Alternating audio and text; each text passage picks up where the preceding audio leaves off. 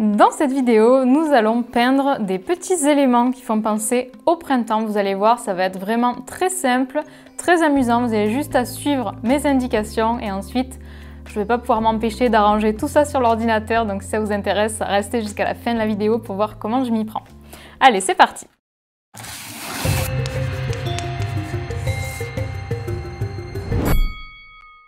Alors donc aujourd'hui j'ai du papier 100% coton, Sennelier, j'ai ma palette signature avec mes couleurs préférées de chez Sennelier également. Et donc je vais vous amener avec moi, on va faire un élément après l'autre tranquillement. Alors donc pour commencer comme d'habitude j'humidifie mon pinceau et je vais venir prendre une première couleur. Donc ici je prends le vert jaune un petit peu, le style de grain vert. Voilà, donc je vais venir commencer par faire les asperges. Alors je réfléchis pas beaucoup à la disposition des éléments. Alors vraiment j'ai pris quelques minutes pour brainstormer sur des idées de petits éléments qui me font penser au printemps. Donc des petits objets très simples à faire, des végétaux, des fruits, des légumes, etc. Donc voilà, très simple et juste pour passer un bon moment. Let's go. Alors donc pour faire l'asperge, je vais bien appuyer sur mon pinceau pour faire la forme. Comme vous le savez, je fais beaucoup de peinture avec des gestes au lieu de présenter vraiment tous les détails. J'utilise vraiment des gestes simples. Donc j'utilise du verre de vessie, du terre verte brûlée pour faire les extrémités de l'asperge. Donc je fais des petites marques, vous voyez, je laisse un peu des blancs. Je ne vais pas hésiter à venir renforcer un peu la couleur pour renforcer le contraste. Voilà, ça me plaît pas mal, je vais faire quelques petites pointes sur le côté. Je vais reprendre mon style de grain vert pour en faire une deuxième. Alors après, voilà, vous pouvez essayer d'anticiper un petit peu la composition, comment vous voulez que les différents éléments soient disposés sur la page. Personnellement, j'y pense pas beaucoup parce que je sais que je vais vouloir réarranger ça ensuite sur l'ordinateur. Mais voilà, n'hésitez pas à anticiper un petit peu. Vous voyez, pour l'extrémité de l'asperge, je fais vraiment des petites marques simples. Je laisse comme ça, dans tous les cas, je repasserai une couche après. Après, tiens, j'ai envie de commencer la renoncule. Alors la renoncule, je vais toujours utiliser mon style de grain vert et avec l'extrémité du pinceau tenue vraiment bien perpendiculaire, je vais faire des marques très fines en laissant beaucoup de blanc. Je vais venir prendre du jaune de Naples foncé et là je vais venir avec pas mal d'eau quand même appuyer. C'est un peu comme ma méthode pour faire la rose mais avec d'autres couleurs. Je vais faire plus de petits traits fins tout autour que quand je fais mes roses. Alors que c'est encore humide, je vais revenir tapoter au cœur avec du vert. Je vais même mettre quelques petites touches de terre verte brûlée. Je rince, je reprends un peu de jaune de Naples. Alors ne vous embêtez pas à faire exactement les mêmes gestes que moi, hein, c'est pas le but. L'idée c'est que vous compreniez en fait comment je m'y prends. Donc là je prends un peu de rose que je mélange à mon jaune de Naples pour avoir d'autres nuances. Voilà, que vous compreniez l'idée, mais ne cherchez pas à faire les marques exactement au même endroit que moi. Ça c'est pour ma renoncule. Vous avez vu les belles fusions que ça fait avec ce papier, c'est du papier 100% coton. Donc si vous débutez, je vous conseille tout de même de regarder le papier cellulose. Si c'est pas écrit coton, c'est que c'est en cellulose. Parce que c'est un papier qui est plus accessible, mais honnêtement, vous aurez les meilleurs résultats avec du papier coton. Alors ensuite, je vais faire l'arbre. Alors ça me fait penser un peu à un amandier, qui est un des premiers arbres qui fleurit au printemps. Donc je fais un jus avec du rose opéra et avec du jaune de Naples foncé, c'est mon rose préféré, un rose un peu pêche, très doux. Donc pour faire l'arbre, je vais vraiment juste faire des marques, vous voyez, je tiens mon pinceau bien à plat, j'appuie bien fort, je laisse des blancs, je réfléchis pas forcément trop à comment c'est, voilà, quelle est la forme précise, j'essaye pas de faire toutes les feuilles, je fais vraiment juste des petits points comme ça, mais sans plus. Je vais venir apporter un peu de variété, donc en reprenant du rose opéra et du jaune, mais un peu plus concentré cette fois en pigment. J'en mets plutôt vers le bas, mais pas plus, je fais pas plus. Et on verra ensuite quand ça va sécher ce que ça va donner. ensuite, je vais faire, tiens, la petite maison pour les oiseaux. Donc là, je vais reprendre mon jaune de Naples et je vais venir faire une forme vraiment simple avec la pointe du pinceau, comme si c'était mon crayon pour faire le contour. Voilà, donc une forme comme ça. Et ensuite, je vais venir faire des rayures en appuyant sur mon pinceau. Je vais venir prendre un peu les couleurs qui sont déjà sur ma palette. Donc là, je vais faire des rayures fines avec le jaune de Naples. Je vais faire également avec un jus assez clair des rayures avec du terre verte brûlée, peut-être un petit peu plus foncé par endroits. Voilà, je laisse des tout petits blancs aussi. On va laisser sécher. Hop, on va continuer avec la rose. Vous voyez, je vais très vite, donc n'hésitez pas à mettre sur pause si ça va trop vite pour vous, mais profitez-en de ce genre d'exercice pour accélérer en fait votre façon de peindre. Là, c'est vraiment des tout petits éléments, c'est vraiment des petits, voilà, des petits détails comme ça. Alors, n'hésitez pas à explorer cette façon de peindre plus rapide peut-être que ce que vous auriez l'habitude de faire. Pour essayer justement, pour vous entraîner. Donc là, j'ai mélangé du rose opéra avec un peu de rouge vermillon français pour avoir un rose un peu plus rouge pour ma fraise. Alors, vous voyez, ma palette, je la garde très réduite. Déjà qu'elle est réduite de base, je la réduis encore plus là pour ma composition. J'utilise 3-4 couleurs. Je ne vais pas faire la fraise en rouge, pourtant j'ai du rouge dans ma palette. Je la fais en rose pour rester dans l'esprit des autres créations. Donc là, c'est encore humide mon amandier, donc je vais venir tapoter. Ça peut être un cerisier aussi. Je vais venir tapoter un petit peu. Voilà. Alors ensuite, je vais faire l'arrosoir. Donc pour faire l'arrosoir, je vais prendre du terre verte brûlée comme base, alors vraiment clair. Je vais rajouter légèrement du turquoise. Voilà, alors c'est peut-être l'élément le plus difficile de cette planche. Donc pour faire mon arrosoir, je vais commencer par faire un ovale. À chaque fois que vous avez un élément qui est un peu difficile à peindre, d'essayer de le décomposer en forme simple. Donc moi par exemple, il y a cet ovale, ensuite ça fait une forme un peu rectangle avec le bord arrondi, ça fait un cylindre quoi finalement, encore plus simple. Je reprends un peu de mon jus et je vais venir faire des rayures, un peu comme si mon arrosoir était en métal. Voilà, donc là je vais remplir sans essayer de tout colorier parfaitement, c'est vraiment pas l'idée. Alors on va faire la anse, donc je fais une forme de U. Je ne me préoccupe pas encore trop des couleurs. Je fais une sorte de forme, comme s'il y avait un rond ici. Hop. Et après, je remplis l'autre côté. Voilà. La anse ici. Donc encore une fois, une sorte de forme un peu comme une oreille. Alors. Maintenant que c'est encore humide, je vais venir prendre...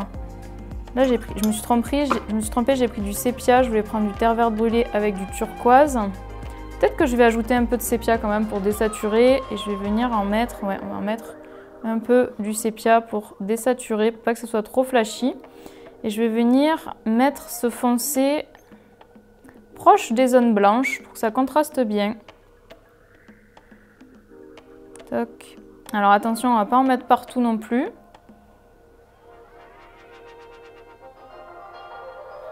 Voilà. On a une couleur plus claire pour faire, hop là, le bec. Je ne sais pas trop comment on appelle ça.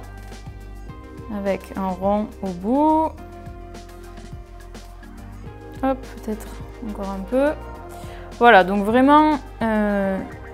Alors là, bien sûr, ne vous gênez pas d'essayer de refaire comme j'ai fait. Ça vous aidera à avoir une première approche de cet arrosoir. Mais après, quand vous faites par vous-même, quand vous avez un objet que vous voulez recopier de façon simple, cherchez une photo et essayez de décomposer les formes voilà, de façon très simple, avec des formes géométriques. Isolez les formes pour pas être un petit peu désarçonné par votre objet. Voilà, dites-vous, c'est simplement des formes et il suffit après, avec quelques coups de pinceau, de les représenter. Alors je sais que c'est plus facile à dire qu'à faire, mais avec l'entraînement, vous allez y arriver. Voilà, donc là je fais l'ombre portée de mon arrosoir. Je vais venir, hop là, je prends du sépia, du turquoise comme couleur. Donc si vous demandez les mélanges que j'utilise, je vais venir tapoter un petit peu plus au niveau de l'endroit où l'objet touche le sol, tout en laissant un petit trait blanc. Voilà, donc pour l'instant, je vais laisser comme ça mon arrosoir. Pendant ce temps, je vais venir prendre de nouveau du style de grain vert et je vais faire un feuillage. Toc. Donc, vraiment, j'utilise énormément les gestes du pinceau. Si vous ne connaissez pas mes techniques avec les végétaux, pour moi, c'est vraiment la meilleure façon de commencer l'aquarelle, en tout cas ce style un peu d'aquarelle moderne. C'est avec les végétaux. J'ai appris à beaucoup d'élèves à commencer l'aquarelle avec les végétaux. Donc si vous ne nous avez pas encore rejoint, n'hésitez pas à aller voir dans la barre d'infos plus d'informations. Mais vraiment les végétaux, vous appuyez sur le pinceau, vous faites des traits fins. Vous voyez comme ça, hop, des traits épais et ça prend vie en quelques traits de pinceau. C'est vraiment très spontané, très agréable à faire. Même quand vous ne savez pas dessiner, vous pouvez quand même obtenir des jolis résultats. Faites-moi confiance, il y a vraiment beaucoup d'élèves qui n'avaient jamais appris à dessiner pourtant qui s'en sortent. Donc voilà, lancez-vous si ça vous fait envie. Il vous suffit d'un peu de matériel. Là, moi, j'utilise du papier 100% coton. J'utilise ma super palette signature. Mais vous avez aussi du matériel qui est de très bonne qualité et qui est encore plus accessible aux débutants ou aux petits budgets. Donc voilà, il y en a pour tous les goûts. Vous voyez, alors que c'est encore humide, j'hésite pas à tapoter. D'ailleurs, je vais voir si je peux pas renforcer un petit peu les sombres de mon arrosoir. Dans tous les cas, à l'aquarelle, ça séchera plus clair. Donc, faut pas forcément hésiter à mettre des sombres. C'est ce que je dis tout le temps dans mes cours. Rajoute des sombres, rajoute des foncés, il n'y a pas assez de foncés. Après, voilà, c'est mes goûts personnels, mais c'est vrai que je trouve que ça ajoute du contraste, d'avoir toute l'échelle de valeur, du clair, du foncé. C'est important. Donc je vais faire le petit oiseau. Donc le petit oiseau, je vais utiliser toujours mon même mélange de rose opéra et de jaune de Naples foncé. Alors le petit oiseau, je ne sais pas si vous vous souvenez, on avait fait des petits oiseaux pour Winter Booster. Donc en général, je fais une forme, comment on pourrait appeler ça, une sorte de quartier de citron quoi, pour faire l'aile. Voilà, hop, un petit peu de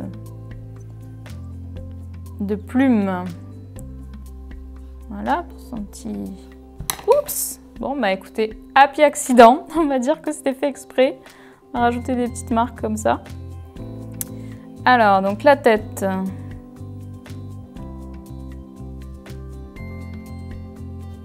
Là, le ventre. Encore une fois, c'est pareil hein, avec le... Tiens, je vais mettre du vermillon. Oula, c'est un peu trop rouge. C'est pareil avec l'oiseau, je cherche pas à reproduire exactement la réalité. Je décompose juste en forme simple et j'essaye de m'amuser quoi, tout simplement. Donc là, ça me plaît. En gros, je fais un rond, le ventre, une sorte de quartier de citron, là, une forme comme ça pour l'aile. On va laisser sécher. Après, je voulais faire une petite pelle, parce que je trouvais ça bien mignon, pour faire un peu l'idée du jardinage au printemps. J'ai acheté des beaux bulbes de dahlia, là j'ai hâte de les planter avec ma mère, ça va être cool. Voilà, ça nous fait du bien de faire un peu autre chose que... Enfin, moi là, ça fait quelques semaines que je suis à fond dans les paysages, parce que c'est le prochain sujet qu'on va travailler ensemble. Donc ça me fait du bien de faire ces petits sujets un peu plus faciles avec vous là aujourd'hui. C'est assez relaxant à faire. Donc vous voyez, je réfléchis pas trop. N'essayez pas de faire exactement pareil que moi, encore une fois. Donc là, je fais juste une petite marque. Vous voyez, c'est juste des marques en fait. C'est pas forcément colorié, c'est juste des marques. Donc là, je fais juste hop, une petite marque. Et ça me fait le manche. Je vais attendre que ça soit sec pour relier les deux, sinon le sépia va toucher, ce sera moins joli.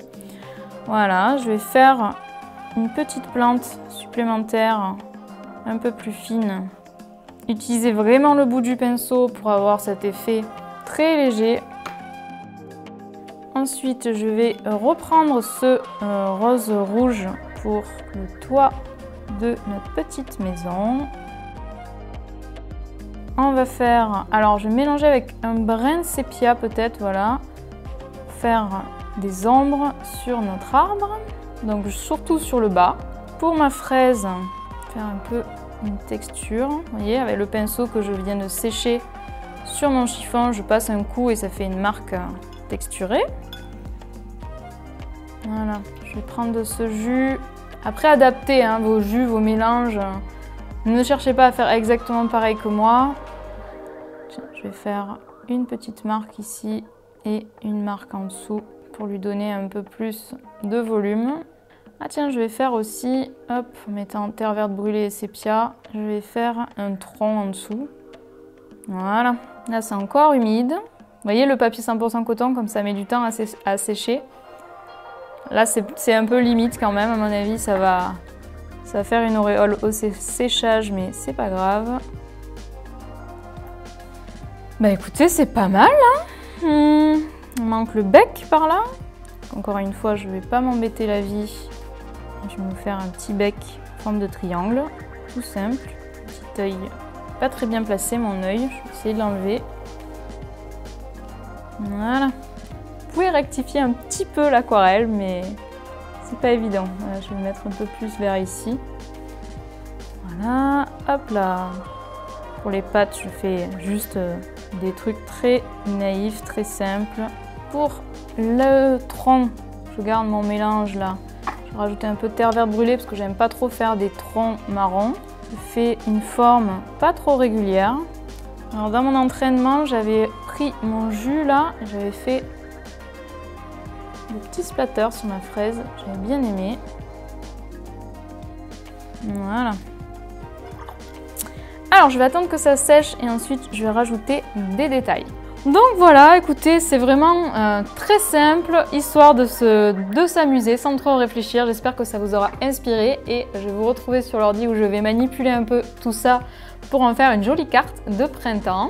Alors, vous voyez, les différents éléments sont nettoyés, le papier aquarelle est enlevé, j'ai tout découpé et je peux déplacer mes éléments maintenant sur ma feuille. Et à partir de ça, j'ai créé un design, donc j'ai réarrangé les éléments, je les ai mis en symétrie, il y en a certains que j'ai basculés, vous voyez, en symétrique pour pouvoir bien avoir quelque chose d'un peu ovale avec la maison qui fait le haut, avec l'arrosoir qui fait le bas de mon ovale, donc je trouve que ça rend plutôt bien comme ça.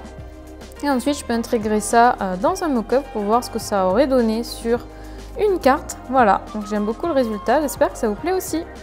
Et voilà, j'espère que ce tutoriel vous a plu, vous a fait passer un bon moment. Je vous souhaite de beaux week-ends ensoleillés de printemps et je vous dis à très vite pour les paysages.